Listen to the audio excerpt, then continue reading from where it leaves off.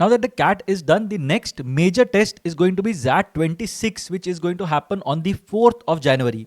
So now you have around 30 days to go for the ZAT. So अगर बिल्कुल भी plan नहीं किया कि कैसे टैकल करना है, do have a look at my 30-day plan, 30-day strategy to crack the ZAT 2026.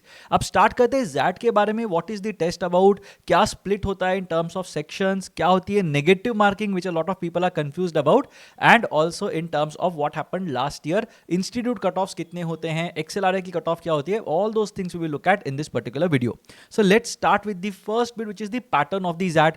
अब ZAT CAT से अलग होता है ये तो पता है. CAT ZAT से ज्यादा टाइम कंज्यूमिंग होता है, यू कैन से, या लेंदियर होता है, that we can say in terms of questions, in terms of timelines. Yes, but अगर हम देखते हैं ZAT के पैटर्न को, 170 minutes is basically going to be your first part. Like CAT there are going to be 3 sections, but ये 3 sections काफी अलग है compare to the CAT. The first section we are talking about is the VA and LR section, which comprises of approximately 26 questions. That is what the official website says, but 26 questions is what we had seen last year. The second section we are talking about is the one that a lot of people are scared of, which is the decision making section, जिसमें 21 questions आए थे last year, and we are expecting the number to remain the same this year as well. And in terms of the third section, which is the QA and DI section, तो यहाँ पे QA and DI combine हो जाते हैं. The weightage of this section is 28 questions. Now QA DI is the largest section and VALR is the second largest, DM is the shortest section अगर देखते हैं तो. Having said that, अगर हम सब देखते हैं everything considered, you can say that every section is important when it comes to the ZAT. ऐसा नहीं है कि DM में 21 questions है तो उसको lightly ले सकते हो, बिल्कुल भी नहीं. All 3 sections are important because XLRI specifically looks at your sectional scores as well. अब यहाँ पे अगर मैं देखता हूँ, after 170 minutes are done, exam खत्म नहीं हो जाता. You will have some keyboard testing that will be there, all your rough sheets and everything will be collected. 5 minutes का एक छोटा सा ब्रेक बोल सकते हैं मिलता है, and then you will have 10 minutes in which you will be attempting a GK section. अब GK section final percentile के अंदर count नहीं करते, so whatever score you are going to get is going to be out of 75, 26 plus 21 plus 28, 75 में से तुम्हारा score होगा और उसमें से जो स्कोर आता है that will contribute to your percentile. GK में जितना भी अच्छा कर लो या जितना भी खराब कर लो, परसेंटाइल के अंदर उसका कोई इंपैक्ट नहीं होता. तो GK क्यों कराते हैं?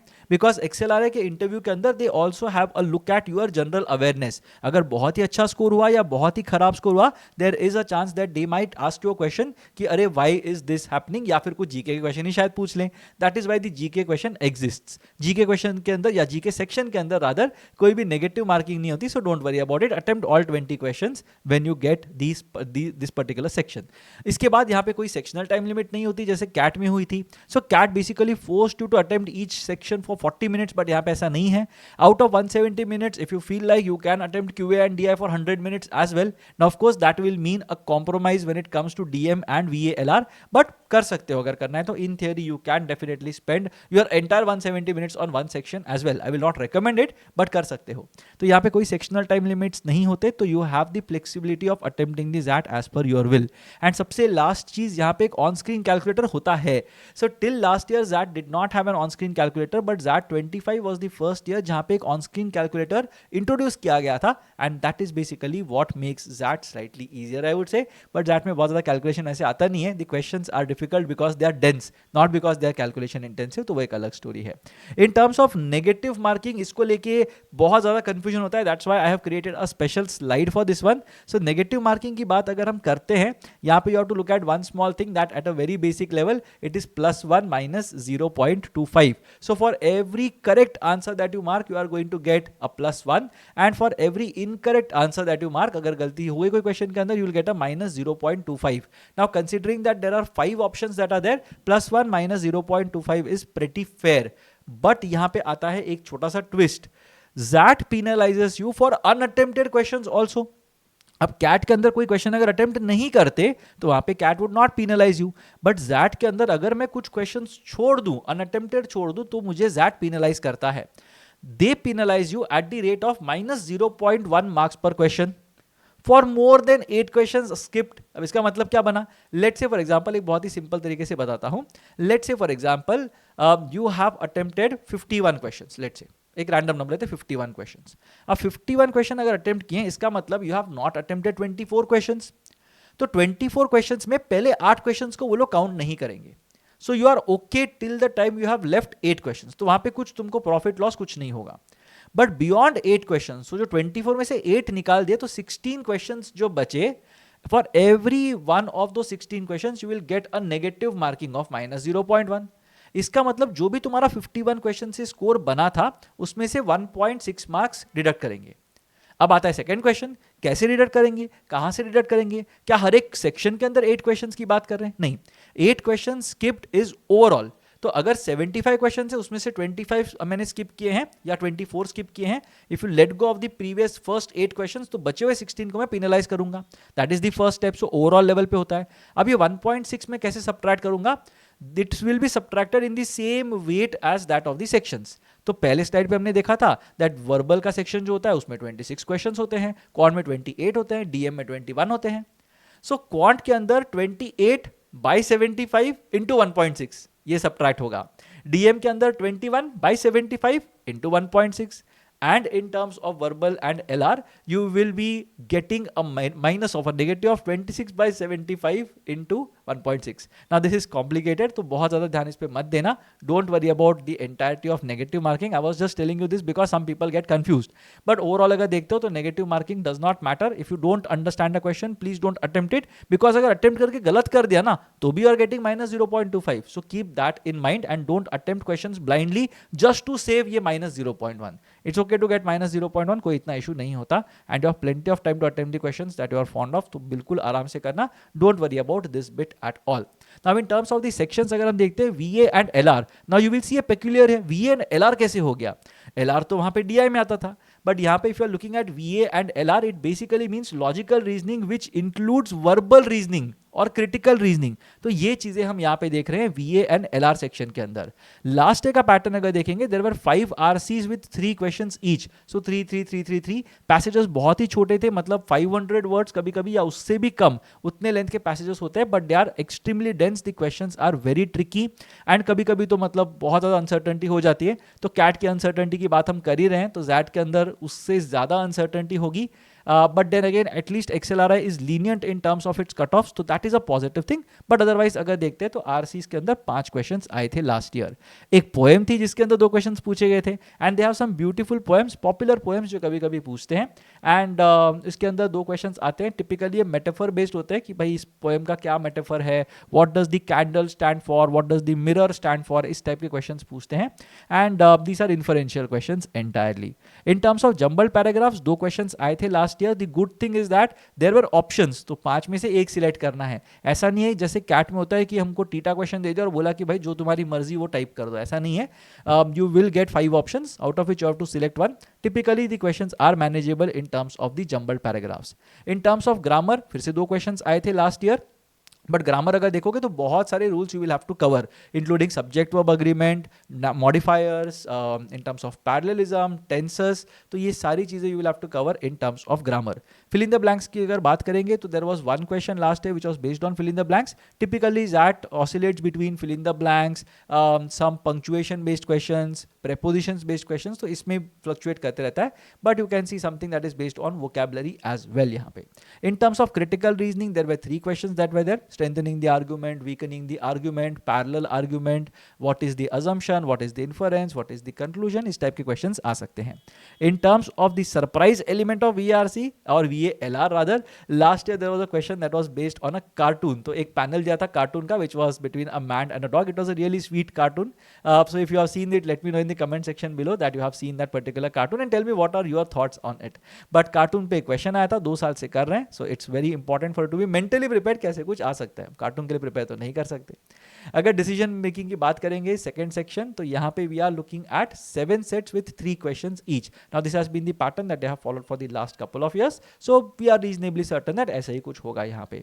तो 3-3 क्वेश्चन के 7 सेट्स होते हैं, हर एक सेट को मैं 3 कैटेगरीज में डिवाइड कर सकता हूँ। या तो एथिकल डिलेमा होगा, एथिकल डिलेमा मतलब something that you should have done but you didn't. तो कभी कभी ऐसे सेट्स आते हैं जहाँ पे you are not suppose to look at someone's laptop, but वहाँ पे तुम देखते हो एंड वहाँ पे you realise that your company के confidential documents are being sent somewhere else. How will you react? What will you do? Are you in the right or are you in the wrong? क्या तुमको एक laptop किसी का खोल के देखना चाहिए था? Do you have the moral right to do it? And अगर देख लिया है तो how exactly are you going to tackle the situation? Are you going to talk to your friend? Are you going to talk to their manager? Are you going to talk to the HR? Are you not going to do anything? All these are options that are there, जो ethical dilemmas होते हैं. फिर होते हैं HR decisions. Now you have hired someone but that person is not competent enough. तो कैसे तुम उस सिचुएशन के साथ डील करोगे? If that person is behaving very well with people, वो बहुत स्वीट है, बहुत नाइस है, बट यार उसका परफॉर्मेंस अच्छा नहीं है.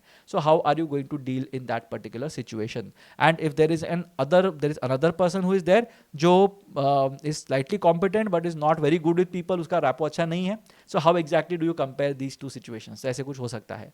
And the third thing is of course business decisions. Business decision में typically we are looking eight profitability, कैसे इंप्रूव करेंगे. तो अगर लेट्स से फॉर एग्जांपल मेरा एक स्कूल है एंड वहाँ पे मतलब I have seen that last 2 सालों से काफ़ी ज़्यादा मेरे एडमिशन्स कम हो रहे हैं. So what exactly should I do? तो क्या प्रॉब्लम हो सकता है? तो उस प्रॉब्लम को हमको थोड़ा सा समझना पड़ेगा कि what exactly is the issue in terms of the business. तो यहाँ पे cost drivers, revenue drivers, profitability, unit cost, break even, expansion, funding, ये सारी चीज़ें हमको देखनी पड़ेंगी in terms of business decisions.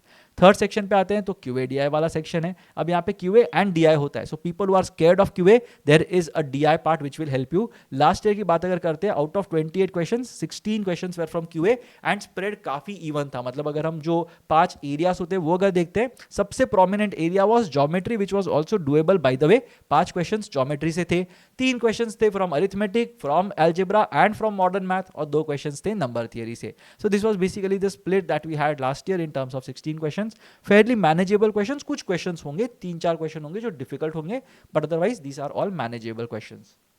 In terms of DI 12 questions. उसके पहले साल 13 क्वेश्चंस थे, बट लास्ट ईयर कंसोलिडेट कर दिया. कैसे किया? We got 4 sets of 3 questions each. एक सेट जो था वो स्कैटर प्लॉट था, जिसको लाइन ग्राफ भी बोल सकते हैं, बट सिर्फ डॉट्स देते तो मैंने इसको स्कैटर प्लॉट बोल दिया. Very easy question, very manageable question. 2 graphs थे जिसमें हमको कंपेयर करनी थी चीजें. तो यहाँ पे स्कैटर प्लॉट था जिसमें 3 क्वेश्चंस थे.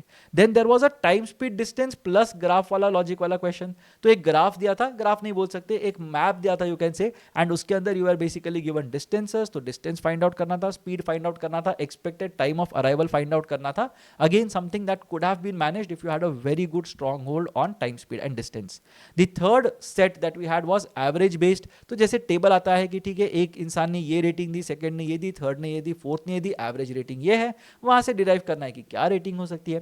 That was the sense of the set that was there. काफी इजी सेट था, you could have manage that as well, but average based set आ सकता है. And then you had something on mathematical reasoning, जहां पे we are distributing objects. So typically ये Venn diagram भी हो सकता है, डिस्ट्रीब्यूशन ऑफ ऑब्जेक्ट्स भी हो सकता है, या फिर simply I am trying to tell you how many boxes are there or how many people are there, and कुछ यहाँ पे mathematical reasoning होगी in terms of the numbers being in an arithmetic progression or something.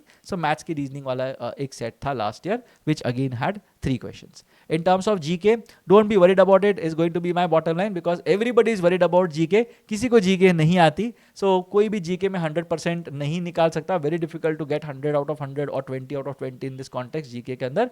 So please don't be worried about GK. जितना ज़्यादा worried होगे GK को लेके उतना ही अंडर परफॉर्मेंस होगा. So एकदम कॉन्फिडेंस के साथ जाने का, जो भी आता है वो मार्क करो, बाकी भी क्वेश्चंस मार्क करो, because there is no negative marking. थोड़ा लक बेस्ड है जीके का स्कोर जो आएगा वो. So make sure that you are focusing on static GK and current affairs. तो स्टैटिक जीके में से टिपिकली 8 क्वेश्चंस आते हैं लास्ट 2-3 साल से, तो यही मतलब कंस्ट्रक्ट रहा है. And in terms of current affairs 12 questions is what we can expect. Current affairs में I am basically looking at the last 18 to 24 months. So Jan 24 से लेके नवंबर या इवन दिसंबर 25 तक के जो भी करंट अफेयर्स थे, maybe you can have a look at it कि कौन सी कॉन्फ्रेंसेस कहाँ हुई थी, who was the head of which organization, president, prime minister, brand ambassador, कुछ एक्विजिशन हुआ होगा तो, फंडिंग राउंड कुछ हुआ होगा तो उसके बारे में, चैट जीपीटी के बारे में. All these things you might want to read up on in terms of current affairs. अब जैट स्कोर वर्सेस परसेंटाइल की बात करेंगे तो ये ना कैट जितना कंसिस्टेंट नहीं होता. You will see that if you get a 99 percentile in all 3 sections, you are going to get a score of 44 marks. और 44 तो टेबल में दिखेगा भी नहीं ओवरऑल में. It's that big a score.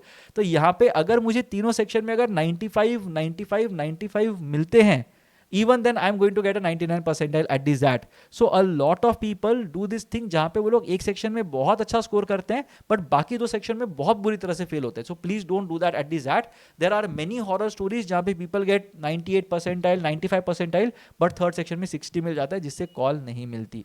So make sure that you have a balanced score in each section. I will say that at least target an 85 और 90 percentile इन each section, जो बहुत ही रीजनेबल नंबर्स हैं. मतलब अगर 90 की बात करेंगे तो you are basically expected to get 10 marks in each section which is definitely possible. एक बार 90 के ऊपर चले गए, you are mostly going to be sorted. You are going to get a very good score and most possibly a call from XLRI for their BM and their HR programs. Talking about XLRI के programs, there are two programs, BM and HR as I mentioned. BM के cutoffs traditionally थोड़े higher होते हैं compared to the HR programs. That divides people on two bases. One is on basis of engineer versus non-engineer, and second basis is in terms of male candidates and female candidates. The highest cutoff is typically for the male engineers and the lowest cutoff is typically for the female non-engineers. HR के अंदर भी similar एक trend दिखाई देता है if you look at it. So ZAT के अंदर से अगर कॉल चाहिए तुमको as a male engineer, you are looking at the business management program, a percentile of 96 should have been okay last year. अब ZAT में कॉल देने के टाइम पे या XLRI से कॉल देने के टाइम पे they don't look at your past acads, work ex and all those things. So if you just score well at the ZAT, you have a good chance of getting a call from XLRI, or you will get a call from XLRI if you clear these cutoffs. So इतना rigid होता है. So make sure that you are clearing your cutoffs properly. अगर sectional cutoffs देखोगे, you are seeing everything in the 80s. यहाँ पे तो कुछ 70s भी दिखाई देंगे और एक 60s भी दिखाई देगा. So the requirement of that is that low. I'm not saying ये cutoffs ऐसे ही रहेंगे next year. कुछ minor amount से change हो जाते हैं every year. But if you look at it, that is not a very difficult college to get into, especially if you prepare well in the last few days. और अगर XLRI target nahi karo, let's say for example, there are also other colleges that accept these at. So I have put some of these colleges in terms of their percentiles and of course alphabetically. So you can have a look at these colleges that we have. We have XIMB, IMI Delhi, IMT Ghaziabad, Altera hai, 4 hai, GIM, Great Lakes, IRMA, KJ Somaya, LBSIM and TAPME. All these colleges accept these at, and typically the percentile will be above 85. इसमें से बहुत सारे colleges के तो sectional cutoffs भी नहीं होते. So don't worry about sectional cutoffs. You can look at these institutes through these at. So अगर CAT के अंदर कुछ miss हो गया है, you can target these at and you can look at these things. Now if you are looking for a 30-day plan, do have a look at the other video that I have kept for these at aspirants, and make sure that you are adhering to the 30-day plan that I have created. Also there is a ZAT crash course that I have launched, so make sure that you join it at the earliest to avail full benefits of the program. There are going to be live sessions, there are recorded concept videos that are there are going to be area tests, sectional tests, full length mocks, strategy sessions, PYQs ke recordings, and a lot of interaction on the Telegram group. So make sure that you consider joining this particular crash course. We are running a limited time offer so that you can avail this crash course at a reasonable cost. So make sure that you sign up at the earliest, and in case you have any queries, any doubts regarding the program or anything in general, you can just drop us a message on this number that is floating on the screen in front of you. बाकी अगर कुछ opinion चाहिए मेरा, do let me know in the comments section and I will help you with your questions, and I'll see you again in the next video.